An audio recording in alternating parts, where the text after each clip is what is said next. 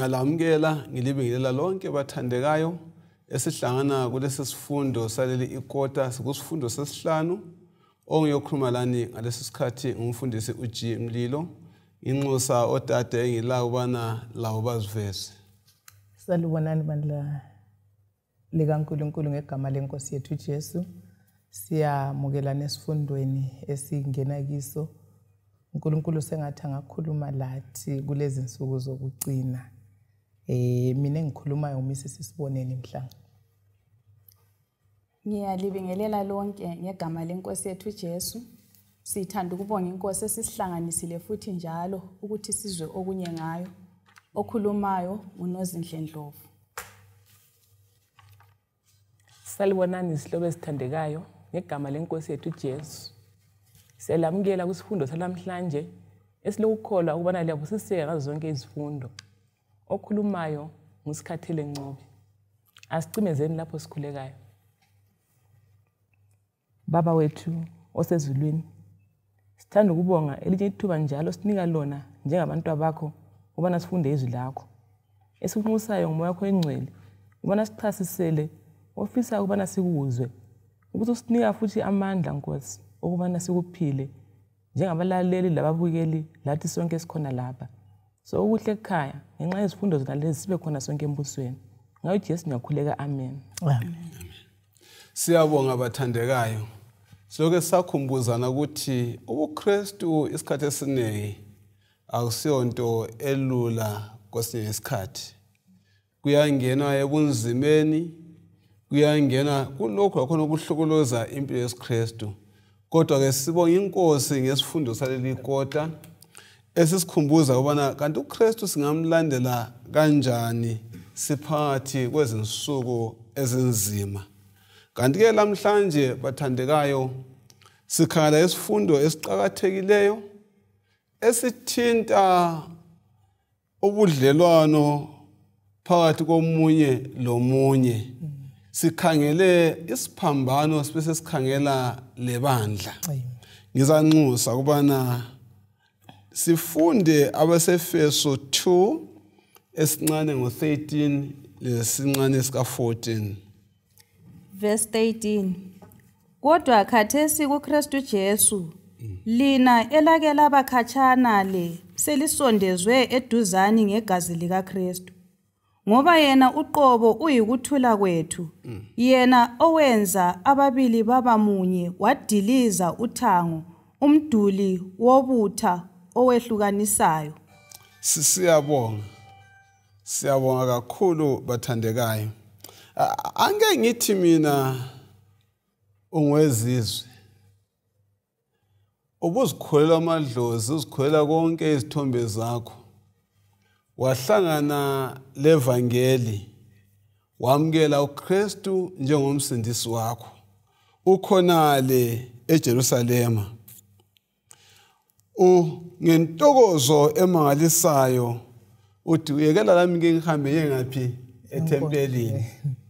Nxa ufika ngale ubona amaluba amahle ungena esangweni elimangalisayo udlule indawo ezinhle ezimangalisayo uzuyefika lapho othola khona kulombhalo obhalwe othi wona hayi abemzini kabasela ndawo bana bedlule lapha.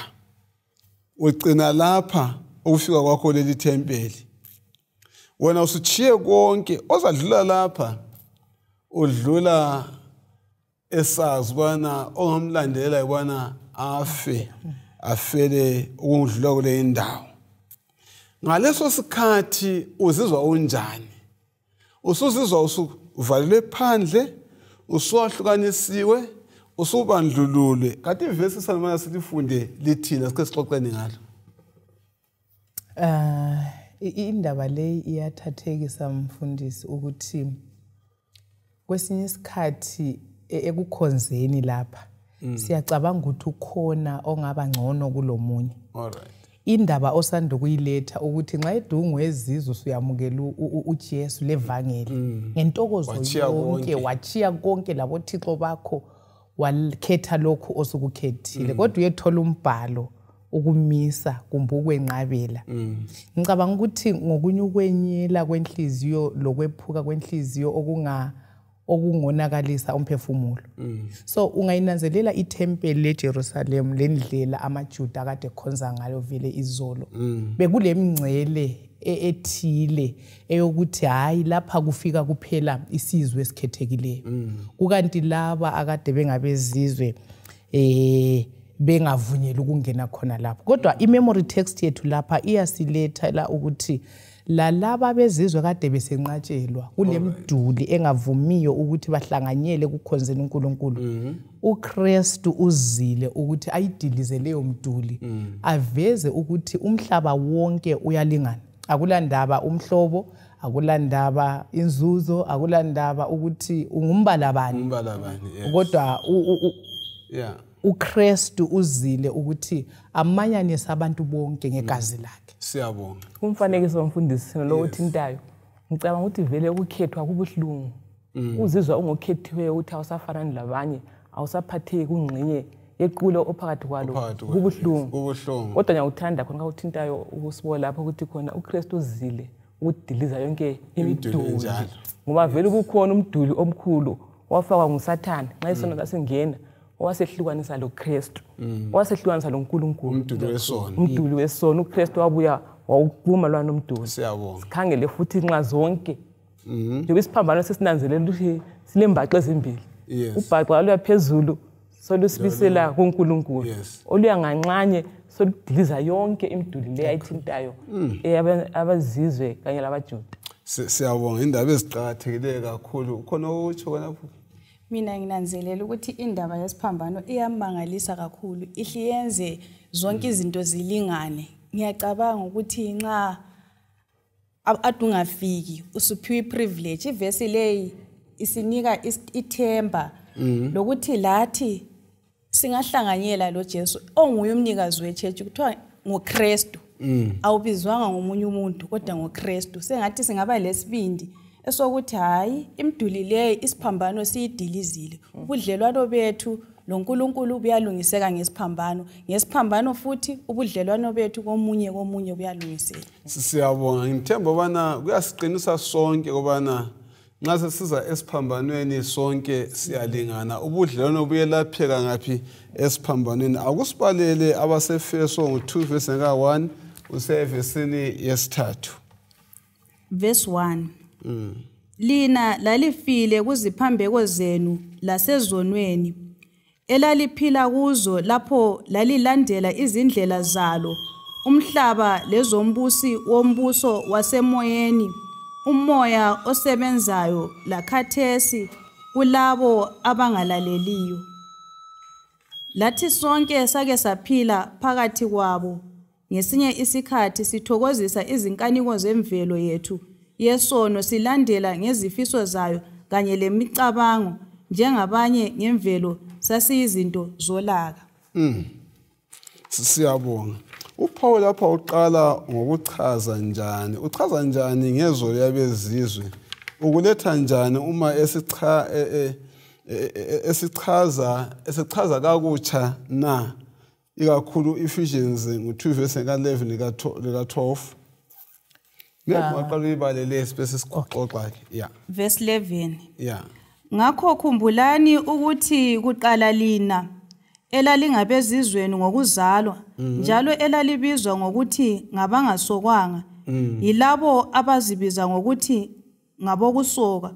Lokho kusenziwa emzimbeni ngezandla zabantu. Siyabonga. Asikhangeleni amavesi okuqala elalingafanelanga, amavesi esibili elalibizwa ukuthi ayisibo ukusoka. uPaul ukuchaza njani lokho ngezolo yabezizwe? Engikuzwisisa lapha mfundisi maybe singakaphendula umbuzo lo yikuthi sizwisisa imbali yamaqembu la amabili. Yes. Okungani kulobutha. AmaJuda uNkulunkulu indaba yokusindiswa kwethu isilethwe kuAdam. uNkulunkulu wazibizela isizwe. Ayezasisebenzisa ukuthi sibe yiswe sizakhanyisa emhlabeni. abantu nxa besikhangele bambone uNkulunkulu. Right. So yikho wabiza uAbraham. Singafunda uGenesis ngo12:1 kusiya ku3 esithi uAbraham uzamenza abe ngubaba wesizwe esikhulu ambusise. So uIsrael ubekwe eceleni njengesizwe hathi ukuthi nguyedwa osindiswayo. Kodwa injongo kaNkulunkulu ubiyukuthi njoba umuntu behlulekile ukumveza uNkulunkulu wasezibizela ke eceleni lesizwe. Uhlupho ngamafitshane kwangasonto yabo bodwa le. Yes. Into libingaso yamaJuda kuphela. Ngoba vele isithembiso sokuthi umhlaba uyasindiswa, wonke umuntu uzasindiswa ngoJesu wavele kwaphiwa uAdam uGenesis 3:15. So uhlupho kade solukhona mfundisi ukuthi laba bebiziwe ukuthi babe yibo abaphathi bemfihlakalo kaNkulunkulu bahle baziqakisa basebezivalela phakathi kwemiduli emangalisayo ukuthi kasekho omunye ongenayo. Yikho lapha umpostoli Paul nxa esibhalela uthi lina lalingale esitsho ama-Gentiles ukuthi lalingabezizwe ligxile esonweni lifile ezonweni. Abe sesithi kuverse 11 lina laba abathi basokiwe bebelibiza bethi lina lisokwanga. So uyayibona into yonke yokubizana la ngamabizo i-name calling yiyo kade sikhona isidala futhi iveza ubutha obukhona phakathi komJuda lomGentile. Okay, kambe kasingene enkosini efana nayo yini yokuthi sesiphendukile sesakhawo lethu thango umuntu ongaphandle ngongaphandle dala onaba ngaphandle ivele aselani la asingeni enkosini efana nayo sisengozini ikakhulu ngencazelo sesithe sayithola uMrs Mhlanga. Sisengozini umfundisi. Right. Ngicabanga ukuthi khona isikhathi esiningi sabe singakunanzelele kwesinye isikhathi nxa sinika mhlawumbe imizekeliso sithi abomhlaba lathi sesindisiwe nxa sikhuluma ngabomhlaba sikhuluma ngezimvu zikaNkulunkulu ezingaziyo eziphandle ezidinga ukuthi khona zilethwe ngaphakathi na kwebandla. So kuyadingakala ukuthi thina sizwisise ukuthi nxa sesikhethiwe nxa lathi sibizwe sasabela samzwisisa silengxenye yokuthi khona singayenzi njengabaJuda njengoba sitsho lapho uMrs Mhlanga ukuthi khona behluleka ukuthi khona uthuma baluphiweyo baludlulisele phambili singabi sengozini efana nayo lathi. Siyabonga ipoint ebiwa uMrs Mhlanga kakhulu bathandekayo ngiyokuveza ukuthi amaqolo amabili lawa asungula njani. Iqolo lokuqala kuyibona uNkulunkulu wayelifumbathise usindiso lomhlaba wonke base begombolozela. Nxa sesiza kule ivesi sesingachaza ukuthi hayi lokho kade sokwane sekuvinjele wena wafaka bangaphandle kuyakhululwa. Angeke ngikhangele ke lapha ukuthi kwauqhathe kangakanani ubana bakhumbule izolo labo. Kwakulobudlelwano bani phakathi kwabo lamaJuda njalo babe sengozini bani ngempilo yezolo na abantu bezizwe. Kwauqhathe kangakanani ubana bayikhumbule izolo yabo ukuthi babe valelwe ngaphandle. Sinanzelela ukuthi izolo yethu iqhakathekile kakhulu yiyo esincedisayo ukuthi siziphathe njani. Nginanzelela ukuthi njoba sikubethile siqalisa lapha ukuthi nxa wawungathi kwezinye indawo kawufinyeleli sokuyiprivilege ithuba elihlo liphiweyo ukuthi lawe nxa usubona abanye indlela obaphatha ngayo kumele iveze ukuthi uyakwazi ukuthi usuke ngaphi. Lapha sisuke khona kuyazigema ekubehaving. Nginanzelela ukuthi njengakhathesi nxa kade singafinyeli la uyafisa ukuthi nga wonke umuntu uyabuya kuKristu. Nginanzelela ukuthi lo Kristu kasimsheni. Siyabonga. Mfundisi uke wabuza omunye umbuzo ukuthi kasikho engozini efana le yamaJuda. Yes. Usikhawuvezi lokunye lapha mfuna ukuthinta indaba ephilayo even kithi amaKristu ukuthi kukhona ukwehlukanisana ngomhlobo. Ngemihlobo sibili ukuthi uyahamba kwezinye indawo lapho kukhonzwa khona abamhlophe labamnyama abanye balendlela abakho balendawo yabo abakhonza ngayo. So even kithi sinje sifana singabamnyama sehlukanisana futhi la ngolimi ukuthi lo ilanguage lo uvela ngapi lo kunjani. Kodwa indaba le bathandekayo isivezela ukuthi konke lokhu uKristu yikho akulethayo ukuthi akudilize ungayikhangela indaba ivini ngesikhathi uJesu elapha umKhenanite woman lwana owayecela ukuthi umntanakhe uJesu amsize. uJesu wathi akulunganga even ukuthi nginike ukudla kwabantwana izinja. Kuveza ukuthi kutsho ukuthi ihostility yayikhanya ukuthi yayisesiqongweni. Kodwa uJesu wangenelwa wasolve uhlupho lukamama lana kutshengisa ukuthi yena kuye kakukho umgoqo. So ngithini kithi njengabalaleli labakhonzi bakaNkulunkulu ukuthi konke okungasilethela imigoqo kuvalela abanye abantu phandle kulethwe yisitha. Kodwa inkosi esiyilandelayo iyinkosi yethu sonke. So indaba zokwehlukanisana ngemhlobo ngokuthi lo ngowesimama, lo ngowesintwana, lo ule unothile, lo kalalutho, lo ufunda okunganani, lo kafundanga. And kwelethu ibandla lakho kuyaphila kakhulu. Ya kuyaphila kakhulu. Kodwa uKristu ufisa ukuselapha njengebandla ukuze sibone uthando lwakhe.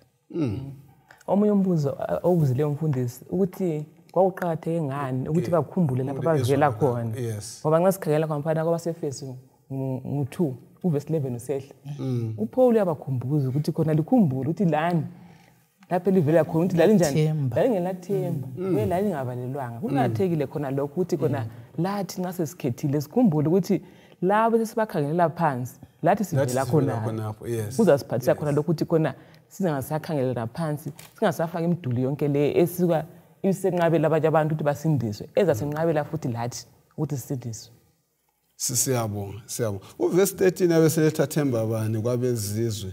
Isiphambano sona setha nguqobo bani ngoba sithe namhlanje sikhala futhi kanjani lesiphambano ebandleni. Uverse 13 letha themba bani. Verse 13. Kodwa khathesi kuKristu Jesu lina elake labakhatshana le selisondezwe eduzani ngegazi likaKristu. Kuletha themba bani. Ukuthi thine besilahliwe lathi sesingotholakele. So khona lokho kunye mfundisi ukuthi izolo lakho ulazi lenamuhla ukuqathanise kwenza even uappreciate unanzelele uqhakathekise konke okwenziweyo ukuze utholakala. Ayibona indaba yesiphambano kumele izwisiseke eMkristwini wonke ukuthi ithetheni ukuthi uKristu azasizuze sibe ngabakhe. Siyabonga ngempilo zonke zonezi. Siyakunanzela bathandeka ukuthi uNkulunkulu usisusa endaweni ezitshiyeneyo. Abanye bakhiphe phakathi kwembiza zotshwala. Abanye bakhiphe phakathi komgido ehlukeneyo. Kwesesikhathi nxa usuphakathi kokukholwa uyakhohlwa uthi uJesu ukhiphe endaweni enjani. Lesi isifundo salamhlanje futhi siyasikhumbuza ukuthi lapho sisuka khona sisuke endaweni ezinjani. Ubana sibe munye labanye esikhonza kunye nabo. Akumfundele uverse 14 usiya ku16. Verse 14. Ngoba yena uqobo uyikuthula kwethu. Yena owenza ababili baba munye wadiliza uthango umduli wobutha owehlukanisayo ngokuchitha emzimbeni wakhe umthetho lemilayo yawo kanye lezimiso. Injongo yakhe yayikudala phakathi kwakhe umuntu oyedwa omutsha ngabantu ababili ngalokhu enze ukuthula. Siyabonga lapha uPaul uyasivezela ngasobala ukuthi uNkulunkulu uyikuthula kanjani kwethu. Yes, okwenza ngokubili kwaba into enjani enye lokubhidliza imiduli ephakathi kanjani kwethu esahlukanisayo.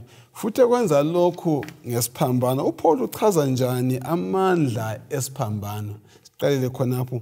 Amandla kanjani esiphambano? uKristu kule imibhalo ukhanyiswe njani amandla akhe encwadini yabaseFeso? Singafunda njani lokhu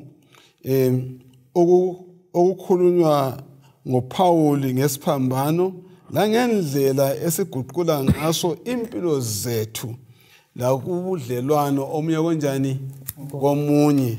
Kulamavesi ambala lapha engathanda bona sizwe ukuthi lamavesi asichazela njani lindaba eyibuzayo, ikakhulu first yaseFeso ngo7 verse ka8 ithini ngamafitshane sixoxa nje singayibalanga. Umpostoli Paul akulethayo ngamandla esiphambano ukuthi silethe ukusindiswa ebantwini bonke.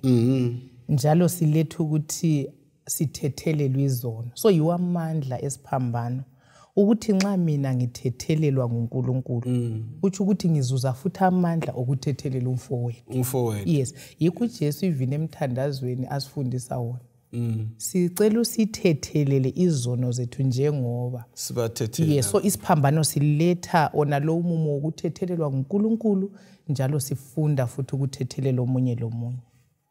Ngithatha iswele igama ukuthi yena isiphambano siletha usindiswa ngaphi ebantwini bonke. Maqondana le ndaba yokubandlululana. So usindiswa labantu njani bonke njalo kuzothi ukuthi lokuthethelelana. Ephesians 4:32 ithini yona ngamafitshane? Laphana ku verse 32 uletha indaba yobumnene ukuthi nxa sesisesiphambanweni. Yes. Sonke siba mnene omunye komunye ngoba thina sizelwe silo butha. I-opposite ye-kindness mfundisi ukuthi sizelwe sile nzondo yes kodwa isiphambano silethe uthando kithi silethe futhi lokuba mnene. Mina i-keyword engibamba lapha ibaliqathe libamba lapha ukuthi siba mnene omunye konjani komunye. Ngilokho ngikhangela namagama asihlanganisayo asenza bona sibe njani munye.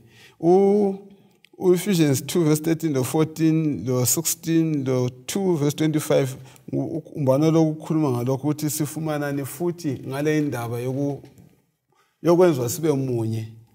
Mina mfundisi engikutholayo ukuthi ngoJesu kuphela siba munye. Akulanto engasihlanganisa. Yes. Ngokungakhangela sisabe lokho sigcizelela khona lapho ukuthi indaba yesiphambano kufa kwaJesu Kristu igazi lakhe lisichithekela njengabantu.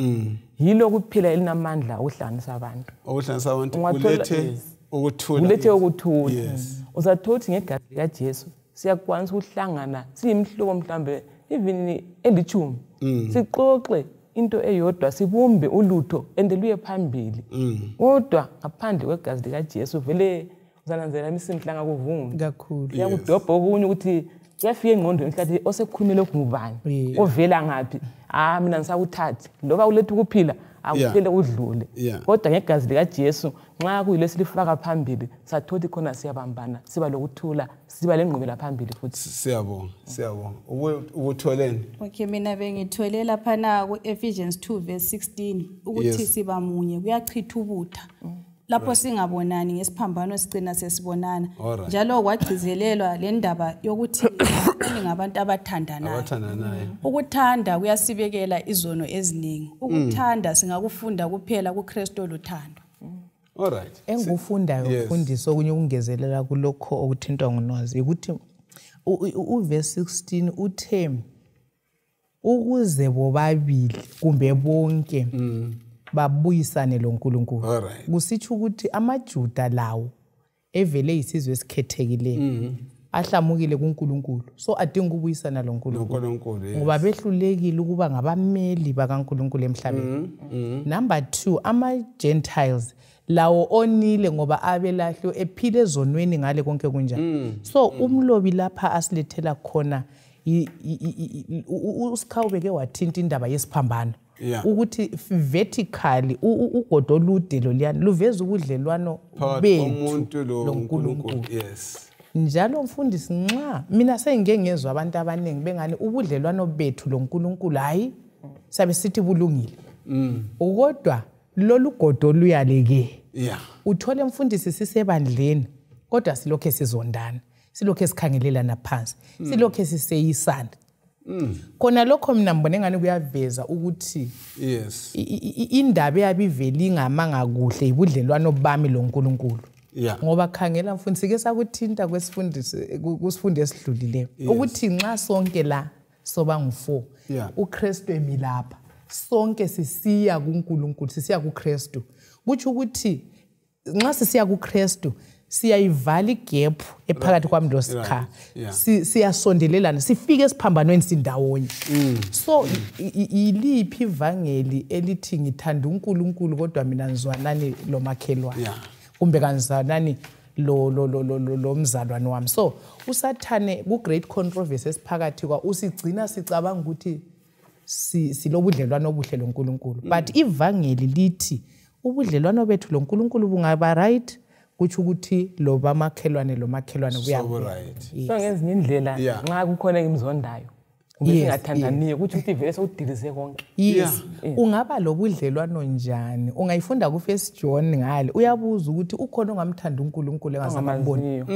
Kodwa ayezonda umfowabo amkhangeleyo. So kuyabe kuyihypocrisy. Siyabe silobunye ukuzenza lokwala ukusarenda inhliziyo zethu ezimbi ukuthi uKristu azihlambulule. So kuya ekuthini njengababukeli labalaleli kasilungisenini ubudlelwano bethu loNkulunkulu nxa buqinisile obuqotho. Kuza kwenza ukuthi lo ngimbone ukuthi ulibumba lezandla zikaNkulunkulu. Kuzaba luthi ngibuyisane lalabo ngithi njani bayizitha zami. Kuyangithokozisa ukulethayo ukuthi sonke sibane singakhangela kuKristu siyasondelana ngaphi eduze. Omunye umuntu wazokufanisa ukuthi sinjengezipokisi zebhayisikili. Yes.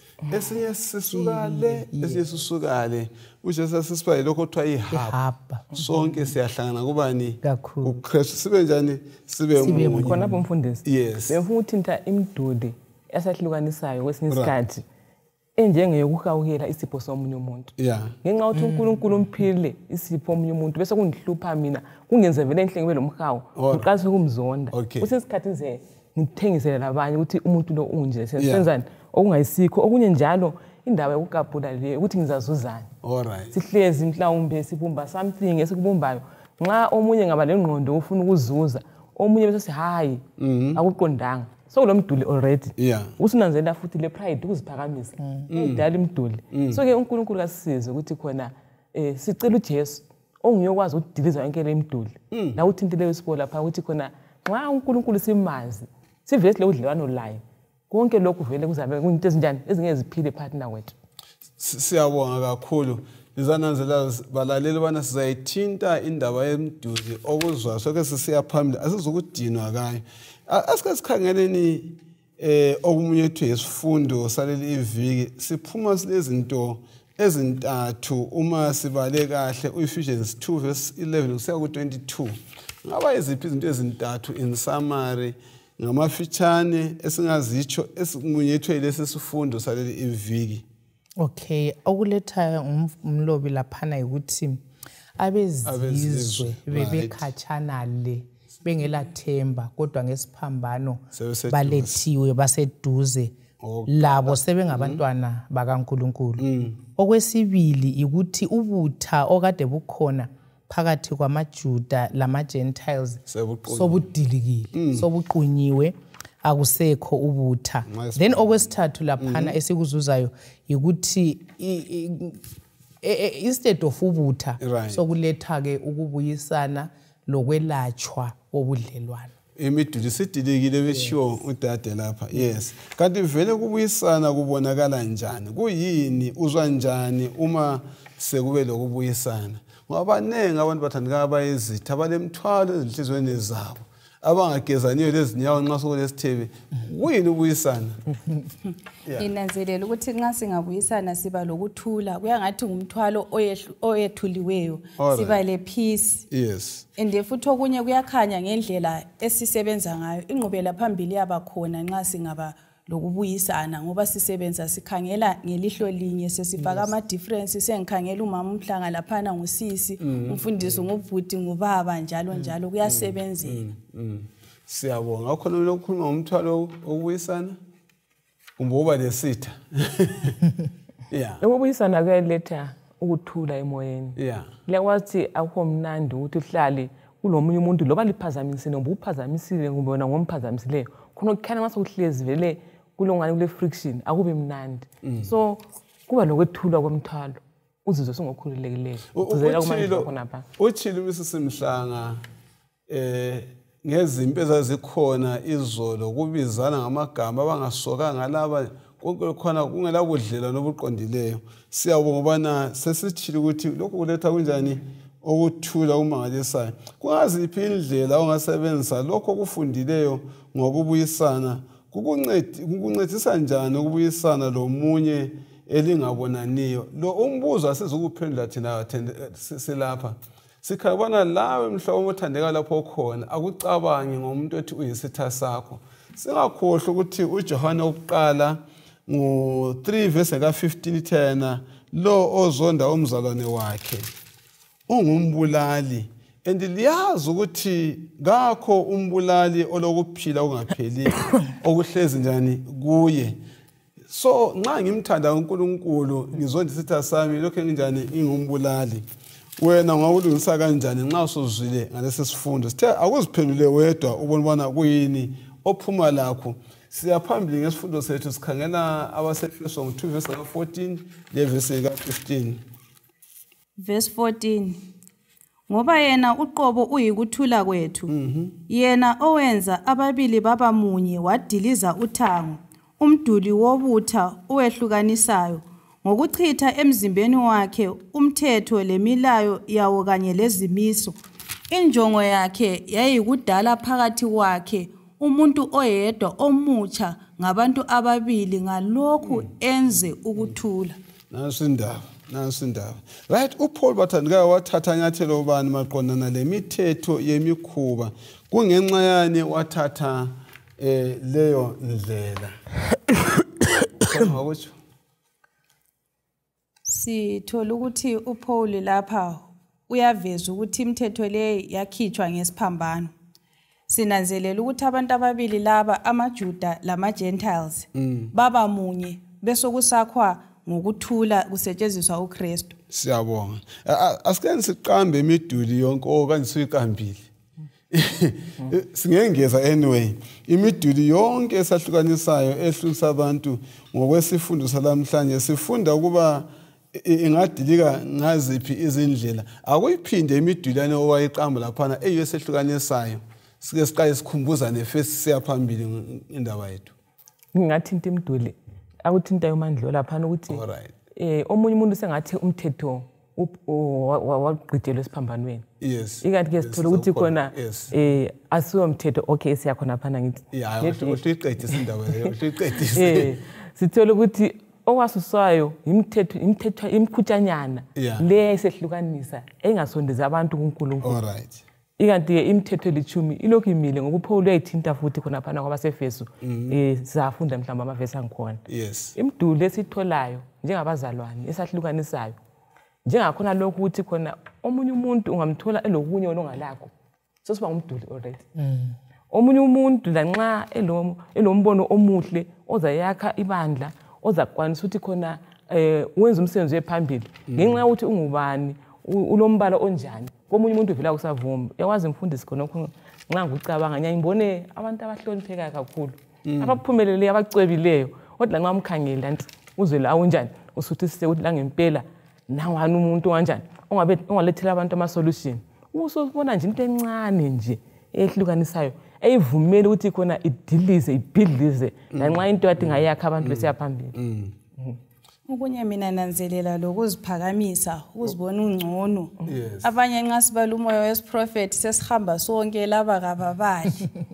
Laba baseGibhithe abadla inyama labangadla inyama sisehlukanisana njalo. Kumbe sihlukanisana ngemali ngomnotho la ngezigqoko la ngani konke lokhwana kayidilike impilo department kayidilike thina singaba lokho thina angezukuqamba ama department thina singaba lokho thina singaba lokhwana. Siyabonga ke usehle watsho ngaphambili ukuthi kule mfundiso ekhomba ukuthi imithetho ikakhulu wesabatha wahlwaphela esiphambanweni. Ulamavesi esifana siwathinte njalo kudade ke wakuthinta lapha. uPaul sibisibili uthini ngomthetho kaNkulunkulu? Kambe uyatshengisana inhlonipho yini ngemthetho kaNkulunkulu? Ncathana kususwe imiduli yonke. Amavesi la asincedisa njani mana sizwisise ukuthi uPaul umthetho uyawuhlonipha. AbaseFeso ngesizo lesi 2 lo 3 uqinisa uphi umthetho kumthetho elithumi? Ephesians 6 verse 2 lo 3 ethinta ukuhlonipha kwabo. Verse 2 hlonipha uyihlo lonyoko okungumlayo wokuqala olesithembiso. Okay. ngeyindlela siyabona bona imithetho uPaul kayilahlanga yini imithetho elithumi ngifuna sikhana amavesi la sisisho ukuthi yiphi umthetho sibili oqondana lana lamavesi abasefeso ngo5 ivesi ka3 kusiya ku14 do21 kusiya ku33 angidingi bona siwabale singabona athinta uphi kakhulu umthetho singananzelela abase-Efeso 4 verse 28 uyafithizela ngobusela afithizele kuverse 25 futhi amanga yes afithizele ubufebe kuverse 5 yes kuverse 5 Ephesians 5 verse 5 ngezinye indlela ulonkela icaphuna imithetho kaNkuluNkulu ebeseveza futhi la kwabeRoma ukuthi umthetho kaNkuluNkulu muhle umthetho kaNkuluNkulu lo ulungile siyabonga nxa silalela indaba isincedisa njani ukuzwisisa ukuthi esiphambanweni imithetho kaNkuluNkulu kawudilizwanga kwadiliza okungasiyo lo mthetho ukusizisa nxa sesibala amavesi wonke la yazi mfundisi ungafunda uPeter 2 Peter chapter 3 yes uverse 16 uthi umpostoli Paul ubhala izinto ezijule kakhulu ukuthi laba abangaqedisisiyo bazitwiste kumbe bazihlanekele yes bazitolike ngendlela engayisiyo yikho khona lokho esikuthola embhalweni wona lo nxa kumele siyifunde indaba siyizwisise kumele sikhangele even icontext ukuthi vele umpostoli Paul ukhuluma ngani lapho ukhuluma ngemiduli eyabuya ukuzodilizwa isiphambano alright so imiduli leyi iyo le evezwa iceremonial law yes liyani umthetho yemkhuba indlela zokukhonza kwabo ukuthi kumele abazokhonza babuye etempelini inyamazana kuthweni kuhlatshwe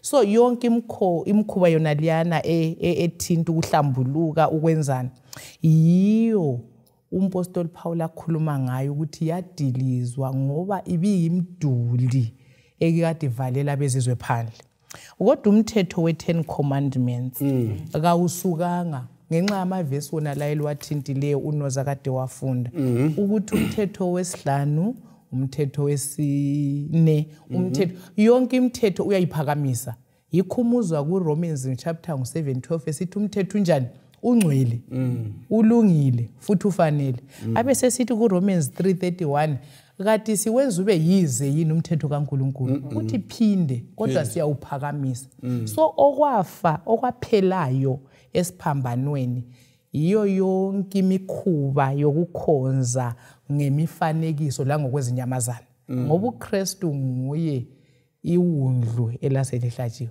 so i10 commandments ikhona ngicabanga ngathi mfundisi singavuma sithi uKristu wabethela umthetho we10 commandments esiphambanweni siyabe sivuma ukuthi then uSathane waye right ngisho ku great controversy ngoba uSathane uthi umthetho kaMlimu ulephutha kufanele ususwe so nxa sisithi uKristu wawususa eCalvary kuthi uSathane is victor kuthi uSathane nguyonqobayo ngitsho phakathi kwempikiswano so khona lokhu kuyindlela yokutolika kubi indlela umpostoli Paul abhala ngayo ngoba akuphakamisa kakhulu umthetho kaNkuluNkulu oyi10 commandments ongaguqukiyo njengesimilo kanti umkhuba wokuqala esike sawuthinta yiwophi ubungaphandle kothango la maJuda osuphendukile osuvinjelwa imbhalo othungangeni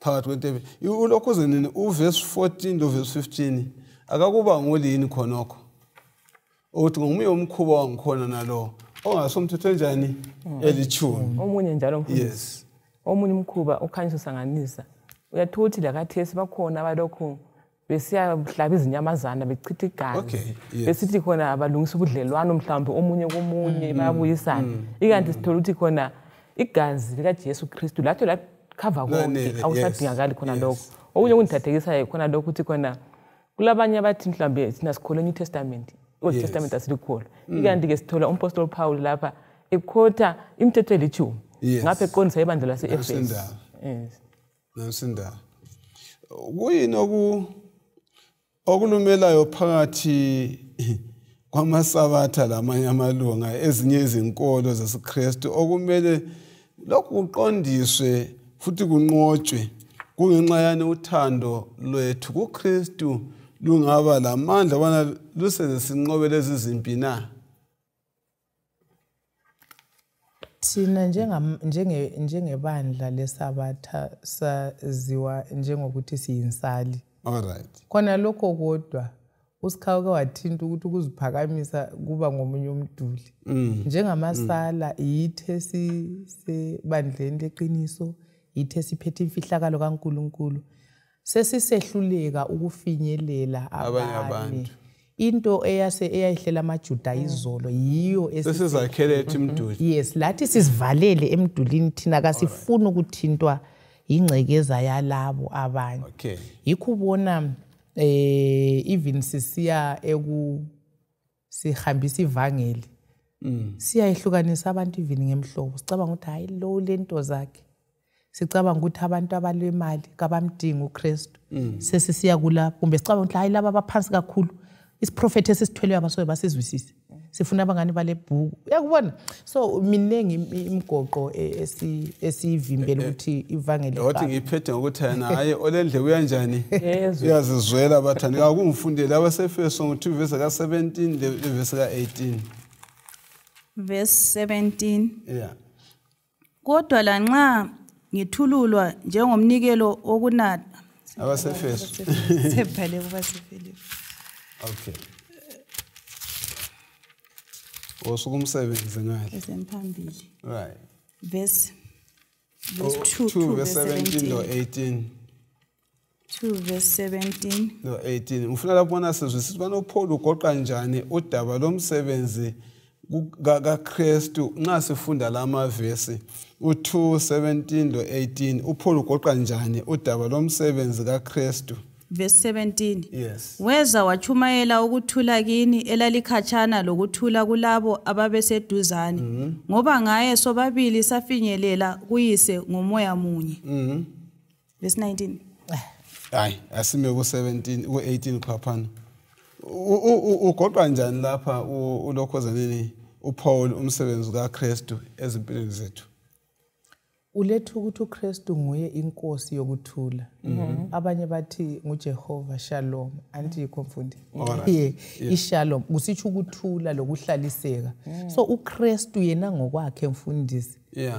Uyinkosi yokuthula. Kusitsho wachumayela ukuthula. Yikho even uMpostoli Paul lathi ku Ephesians 6 ethi kasigqoke izicathulo zevangelani lokuthula. Lapho kulo Kristu khona kumele kube lokuthula.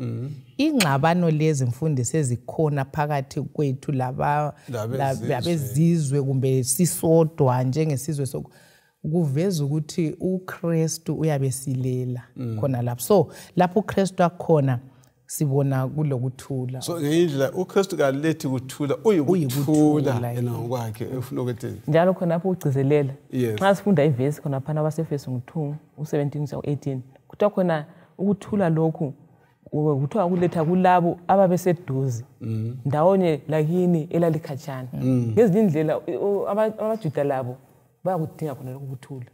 Babengelakho ngezinye indlela singananzelela imithetho yayikhona ekubuyisana ukuthi khona lingaphambanisana kumele lenze kanje ukuthi ngenze ukuthi ukuthula konjani kwavele kungekho kwakusilela.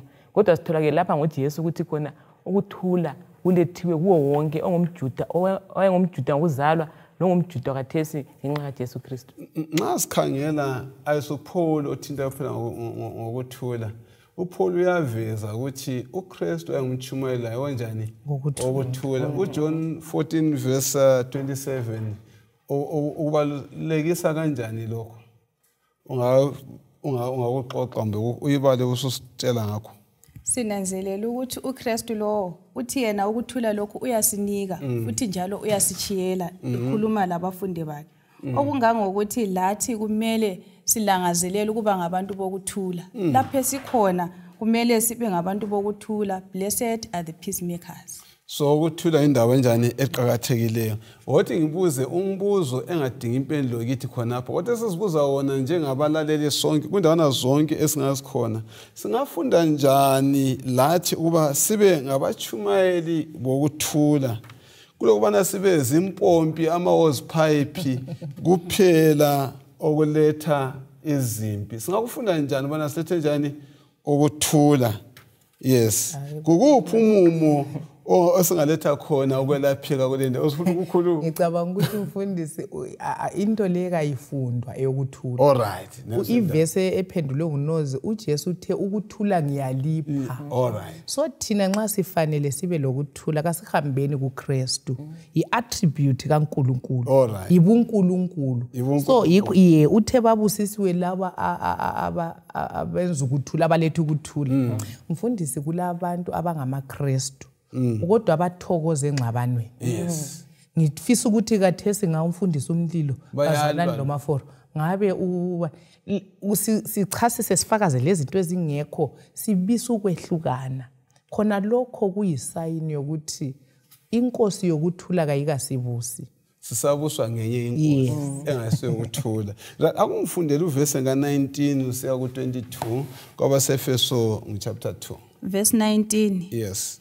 Ngalokho ke kaliseyibo bezizweni lezihambi kodwa seliyinzalo yakithi labantu bakaNkuluNkulu kanye lamalunga abendlu kaNkuluNkulu lakhelwe phezulu kwesisekelo sabapostoli labaprofeti uKristu Jesu yena uqobo eyilitshe elikhulu lengosi indlu yonke ihlanganiselwe kuye ikhule ukuba lithempeli elingcwele enkosini lani futhi lakhelwa ndawonye kuye ukuze libe yindawo yokuhlala uNkulunkulu ahlala kuyo ngomoya wakhe.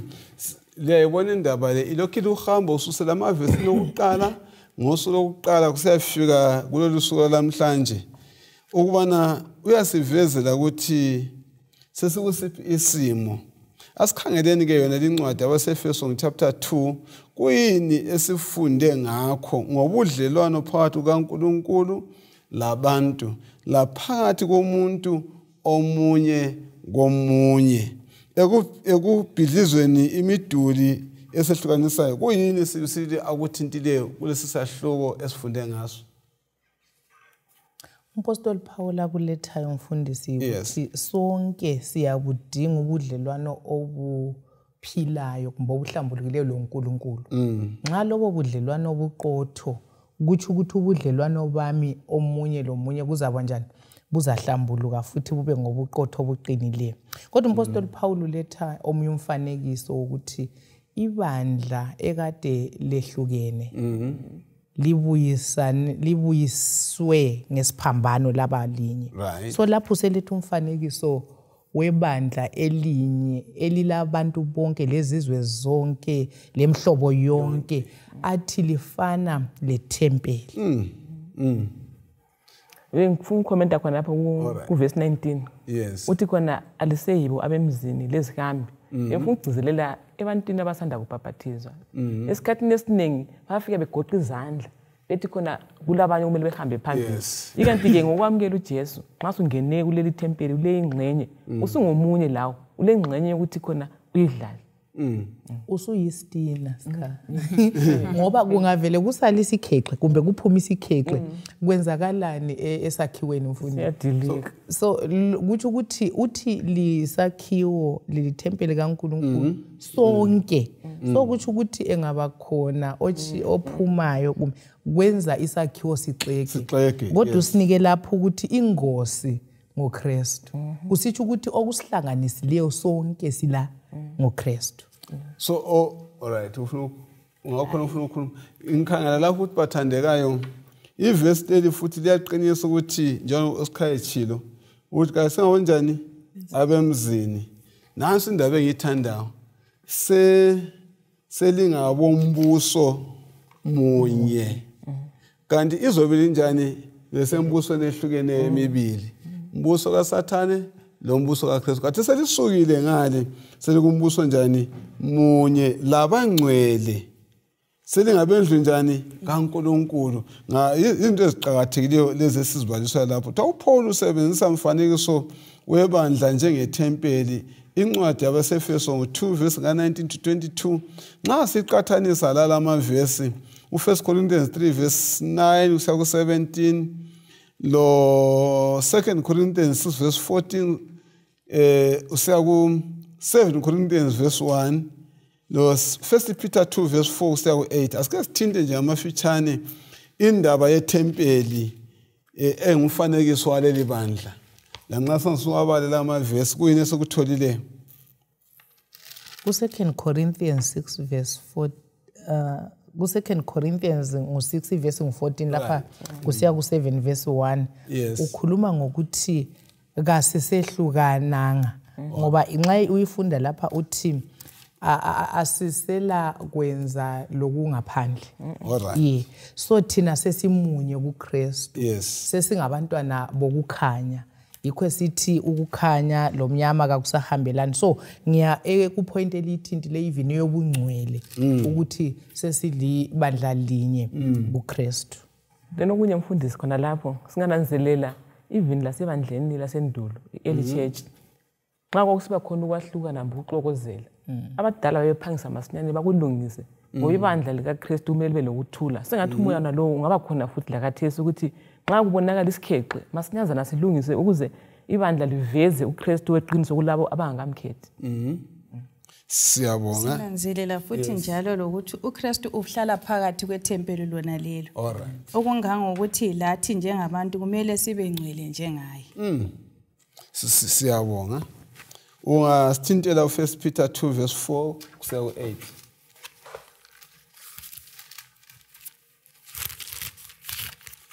Silokho Peter ngo2 verse 4 kusiya ku8 verse 4 right lapho lisiza kuye ilitsho eliphilayo elaliwa ngabantu kodwa elakhethwa nguNkulunkulu njalo liligugu kuye lani futhi njengamatshe aphilayo lakhiwa ukuba yindlu yokomoya ukuba libe yibupristi obungcwele linikela imhlatshelo yakomoya eyamukelekayo kuNkulunkulu ngoJesu Kristu siyabonga sitholane ngabezizwe nxa sibala ke indaba kaPeter le kuNkulunkulu besikade vele sigiqana layo kathesi kwene sokuthola ngabezizwe ikakhulu ngoba umfanekiso ukuthi lingamatshe aphilayo izo umpostoli Paul ube uthintile laphana abeseFesu ngo2 ekhuluma ngokuthi bebefile ngiya kusibonelo sokuphila ukuthi lina belingale lifile ezonweni kodwa lapha ufanisa ukuthi laba sebengabaphilayo kodwa engikuthanda futhi kakhulu mfundisi ukuthi uthi lina leluhlanga olukhethekile lina yini holy priesthood abeselethu ukuthi siyamukeleka sonke kuNkulunkulu ngoJesu so kusibisela kumcabango esiulethe ukuqaliseni ukuthi umpostoli Paul encwadini yabaseEfesu ulethe indaba yokuthi umhlaba wonke usindiswa ngoKristu kakho lahliwe ngoba kwesinye isikhathi wona lo mdulo wawufakwa ngabezizwe lathi sihle sithi hayi vele ivangeli belingelamaJuda thina belingasilolethu kodwa umpostoli Paul uyakucacisa ukuthi imduli yonke liyana uKristu uzile ukuyisusa asike sihle sitsho nje amagama ethu singasilawo ngamunye wethu okuncedisana labalaleli maqonana lalokho esikufunde kusifundo salamhlanje izabuyela futhi kuMisisi Mhlanga utsho nje ngamabili amathathu size kudadewethu apusikha nesagcina ngapha esesikhulekela udade siyabonga elokucina abazalwane uNkulunkulu ulethe icebo lokusindisa umhlaba ngoJesu esikufunda ukuthi sonke nxa sisiye esiphambanweni siyalingana kakukho kwehlukana ngemhlobo kakukho kwehlukana ukuthi wena ungoyini kumbe ufunda okunganani kumbulani isiphambano silethile ukususa ubutha akade bukhona ukuze kulethe bonke babe munye kuKristu so inzondano yonke lokwahlukanisana konke kuyafa esiphambanweni kasiyeni khona sizuza ukubuyisana loKristu sizuza ukubuyisana omunye lomunye Sihlobo esithandekayo kambe ukuzigqaja ungasehlukanisa lothando lukaNkulunkulu yiluphi? Yiphi imiduli ekuhluphayo? Ngoba ngananzelela umpostoli Paul uthi yena uzigqaja ngesiphambano ngoba akubona okunye angazigqaja ngakho. Sengani uNkulunkulu angasiphathisa sikunanzelela ukuthi imiduli yonke le yadilizwa pho ngubani wena ubana uyiqinise. Mina ngathi ngamafitshane bathandekayo, ungazeyisi, ungazikhangeleli phansi, ungazilahli ngoba uJesu ngowakho, uJesu ngowethu sonkeni. Esiphambanweni bathandekayo, isihlabathi sonke siyalingana, akakho omkhulu akakho omncane, akulamJuda akulamGriki, asibeni munye. Akudilike konke ukuzondana ngemihlobo, ngeRacism lakho konke okuningi okuhlukuluza abantu namhlanje. Siyabonga, nginanzelela kuphela ukuthi uKristu kuphela nguye sisiza ngaphansi kwaleli langa ukulungisisa ubudlelwano bethu komunye ngitsho lobudlelwano bethu loNkulunkulu. Ngasikhothamisa amakhanda sikhuleke. Baba wethu okhona ekhaya ezulwini, sindisothandekayo nasi isifundo sesifundiwe. Sinanzelela ukusilela kwethu lokwehluleka kwethu. Sicela usincedise munye ngamunye ukubana sinanzelele lapho esiphambanise khona. Ubususisiza ebuthakathakeni bethu, usiphathise ngoJesu Kristu owasithembisa yena. Sincedise sonke ukubana lapho kudinga senze izinqumo senze, ukuze sonke sokuphelelisiwe sibe khona ekhaya ezulwini sisindisiwe ngoJesu Kristu. Ngiyakhuleka, amen. Amen. Amen.